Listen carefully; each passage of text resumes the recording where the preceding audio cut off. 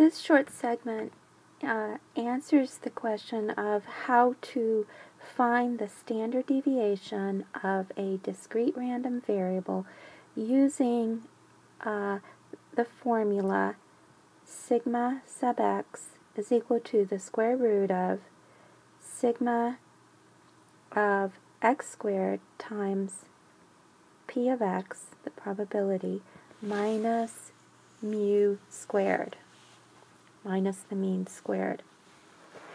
Now the particular question 6.19 says, suppose a baseball player had 231 hits in a season. In the given probability distribution, the random variable x represents the number of hits the player obtained in a game.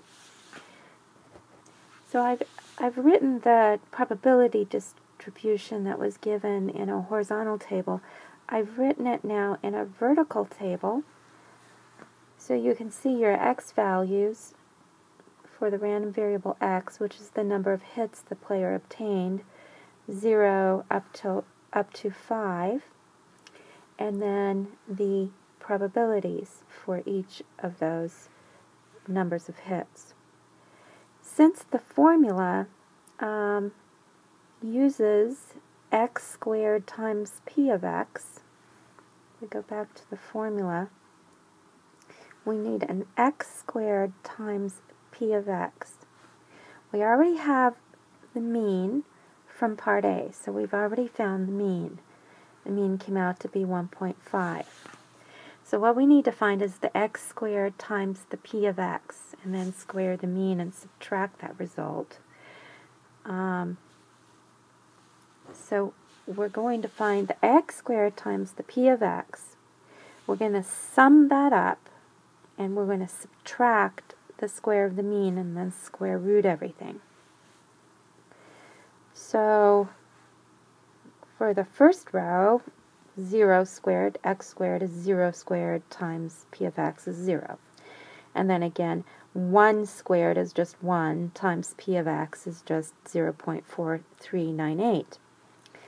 But now we have x squared times p of x is 2 squared times 0.2653, and that's 4 times 0.2653, which results in 1.0612.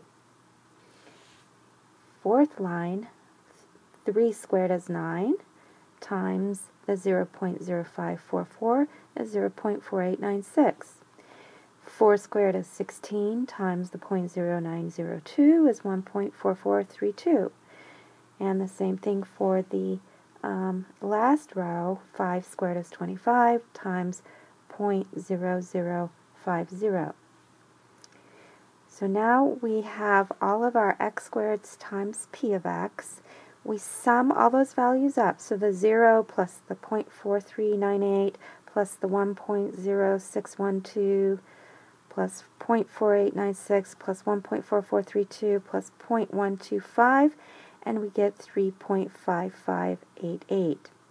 I round that to the nearest hundredth, I get 3.56.